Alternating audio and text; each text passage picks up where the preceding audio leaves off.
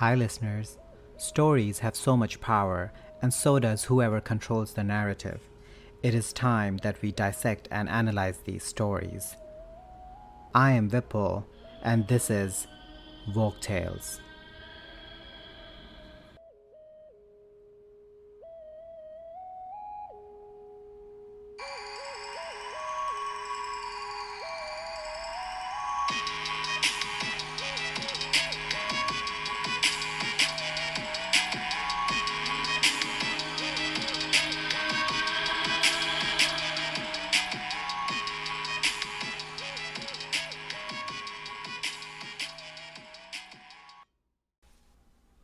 Hi, everyone.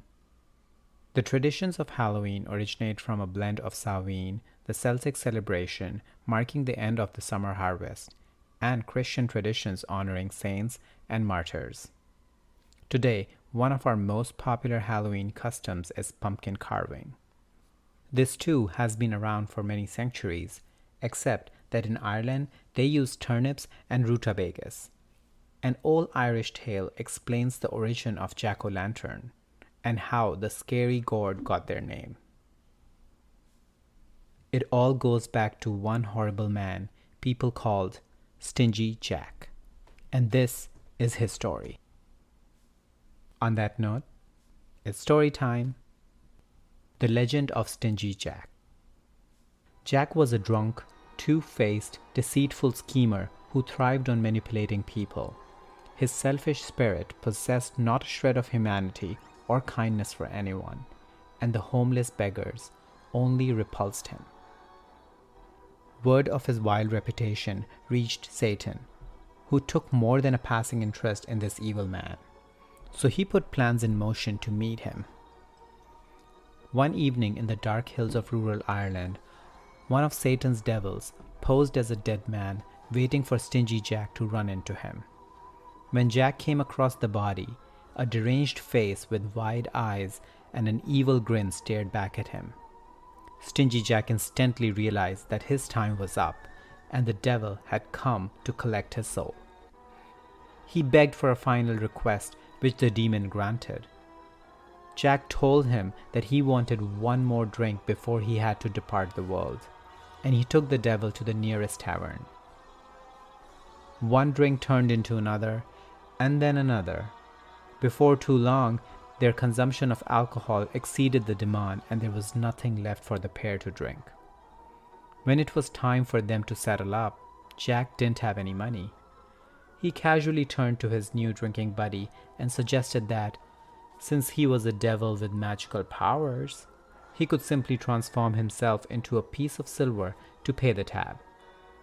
The devil obliged, but instead of paying, Jack rammed the coin into his pocket. Aware that the Stingy Jack had double-crossed him, the devil fought to get out. However, a crucifix in Jack's pocket trapped him in. Jack made a deal with the devil. If he would leave Jack alone for a decade, he would release him from the coin. And the deal was made. Once this amnesty was reached, the devil found Jack once more, ready to take him to hell. This time, however, Jack asked for an apple from a nearby tree to quell his hunger on the long journey. As the devil climbed up the branches of a nearby apple tree, Jack surrounded its base with crucifixes, trapping the evil being within its branches.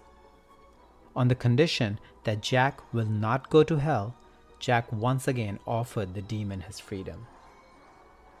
Once again, there was little choice but to submit to the man's wishes. Stingy Jack continued the rest of his life safe in the knowledge that he outsmarted the devil not once, but twice. Many years of alcoholism finally took its toll.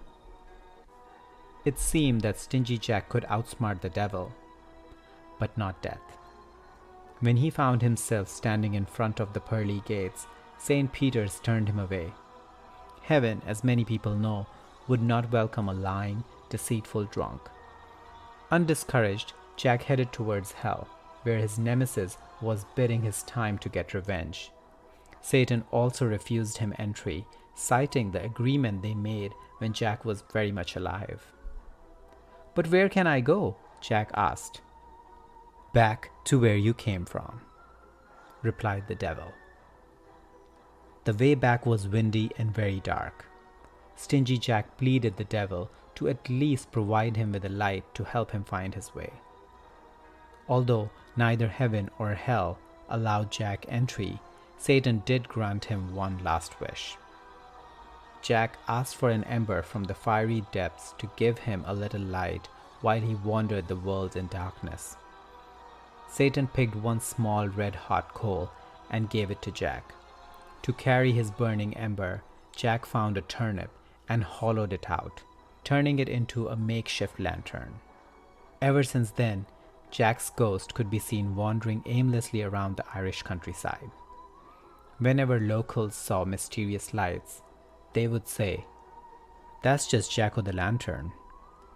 Later, the term became synonymous to the name for Stingy Jack's wandering spirit, Jack-o'-lantern. With evil Jack damned to wander the world until Judgment Day, the Gaelic Irish community did not want his spirit visiting their homes. So they took precautions on October 31st, the day of the Celtic festival of Samhain. On this day, the spirit of the Netherland could pass through the worlds of the living. Ghosts were attracted to the living, so each home carved a menacing face into turnips and rutabagas and promptly displayed them on their doorstep, with a burning ember or candle just like Jack's lantern. This would keep away the spirits, including Jack, they hoped. In the 19th and early 20th centuries, the Irish migrated to America and brought along their beliefs, holidays, and traditions. They quickly realized that there was a type of gourd indigenous to America that was bigger and better for carving jack-o'-lanterns.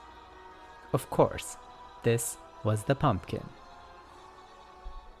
The end.